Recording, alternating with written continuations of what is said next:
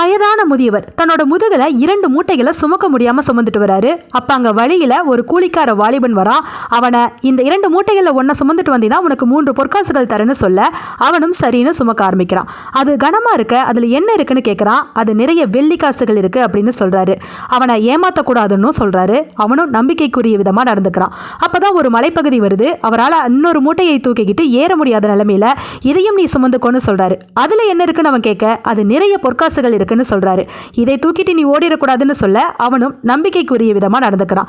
இந்த மலையை தாண்டி அந்த பக்கம் கொண்டு போய் சேர்த்துரு அப்படிங்கிறாரு. அதுபடியே அவனும் மலையை தாண்டி அந்த பக்கம் கொண்டு போய் சேர்த்துட்டு காத்திருக்கான். அவர் வந்து அந்த மூட்டையை பிரிச்சு பாருன்னு சொல்ல அந்த மூட்டைகளை பிரித்து அவன் ஆச்சரியப்பட்டு போறான். அது நிறைய கற்கள். அதுக்குள்ள ஒரு கடிதமும் வைக்கப்பட்டிருந்துச்சு.